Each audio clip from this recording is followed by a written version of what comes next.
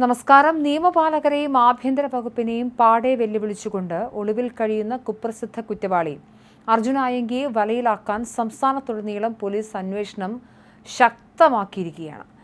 പ്രത്യേക അന്വേഷണ സംഘത്തെ അടക്കം നിയോഗിച്ചുകൊണ്ടാണ് അർജുൻ ആയങ്കിയെ പിടിക്കാനുള്ള പോലീസ് വേട്ട നടക്കുന്നത്. പക്ഷേ ഇതുവരെയും അർജുൻ ആയങ്കി എവിടെയാണെന്നോ എവിടേക്ക് മറഞ്ഞുവെന്നോ സംസ്ഥാനം കടന്നോ എന്നോ പോലുള്ള വിവരങ്ങളൊന്നും പോലീസിന് ശേഖരിക്കാൻ സാധിച്ചിട്ടില്ല. കഴിഞ്ഞ കുറച്ച് മണിക്കൂറുകൾക്ക് മുൻപ് വരെ സോഷ്യൽ മീഡിയയിൽ വളരെ ആക്റ്റീവായിരുന്ന അർജുൻ ആയങ്കി സ്റ്റാറ്റസ് ഇടുകയും പോസ്റ്റുകൾ ഇടുകയും ഒക്കെ ചെയ്തിരുന്നു. പോലീസ് തന്നെ വെടിവെച്ച് വീഴ്ത്താനുള്ള രീതിയിലേക്ക് വരെ കാര്യങ്ങൾ കൊണ്ടുപോകുന്നു എന്ന വാർത്ത പുറത്തു വന്നതോടുകൂടി മുട്ടിന് താഴെ വെടിവെച്ച് വീഴ്ത്തിയാലും മുട്ടുമടക്കില്ല എന്നടക്കമുള്ള മറുപടികൾ അദ്ദേഹത്തിൻ്റെ സോഷ്യൽ മീഡിയ അക്കൗണ്ടിൽ ഇട്ടിരുന്നു. ഈ ഘട്ടത്തിൽ എന്തായാലും തൃശ്ശൂരിലെ തെരച്ചിലിന് ശേഷം തെക്കൻ ജില്ലയായ തിരുവനന്തപുരത്തേക്കും അന്വേഷണമൊക്കെ വ്യാപിപ്പിക്കുന്നുണ്ട്.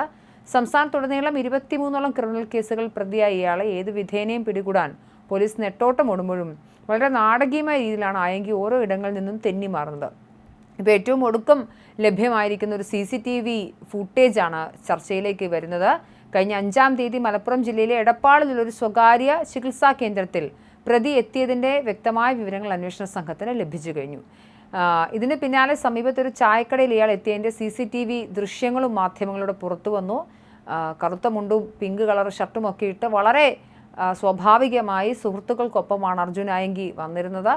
സംഭവവുമായി ബന്ധപ്പെട്ട ആയങ്കിക്ക് ഒളിത്താവളം ഒരുക്കുവാനും ഒളിവിൽ പോകാനും സഹായം നൽകിയ 4 പേരെ തിരൂർ പോലീസ് കസ്റ്റഡിയിലെടുത്തിട്ടുണ്ട്.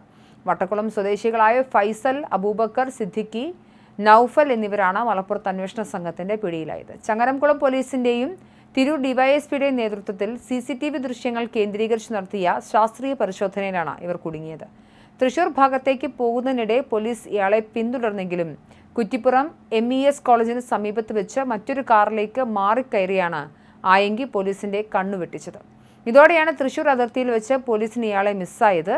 കരിപ്പൂർ വിമാനത്താവളം വഴി നടക്കുന്ന അനധികൃത സ്വർണ്ണക്കടത്ത് സംഘങ്ങളുടെ ശക്തമായ പിന്തുണയും സാമ്പത്തിക സഹായവും ഇയാൾക്ക് ലഭിക്കുന്നുണ്ടെന്നാണ് പ്രാഥമിക നിഗമനം.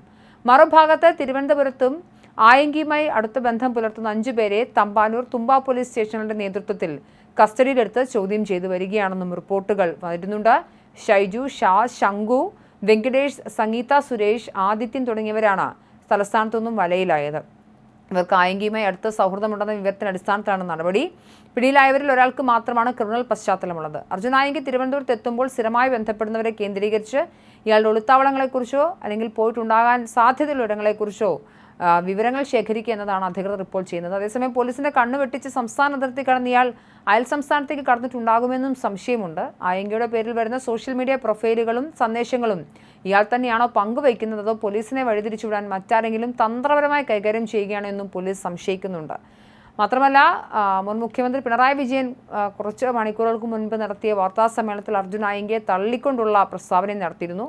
അർജുൻ ആയങ്കിയെ അറസ്റ്റ് ചെയ്യുന്നതിൽ ഒരു വിയോജിപ്പുമില്ല എന്ന് മാത്രമല്ല, നടപടികളുമായി സംസ്ഥാന സർക്കാർ മുന്നോട്ട് പോകണമെന്നാണ് പിണറായി വിജയൻ പറയുന്നത്. അതായത് പാർട്ടി അർജുൻ ആയങ്കിയെ തള്ളിക്കളഞ്ഞിരിക്കുന്നു എന്നാണ് മനസ്സിലാക്കേണ്ടത്. എന്തായാലും പാലിയേക്കര ടോൾ പ്ലാസയും അതിർത്തിയും ഒക്കെ കടന്ന് അർജുൻ ആയങ്കി സംസ്ഥാനം വിട്ടോ എന്നതും പോലീസ് ഇപ്പോൾ പരിശോധിക്കുന്നുണ്ട്.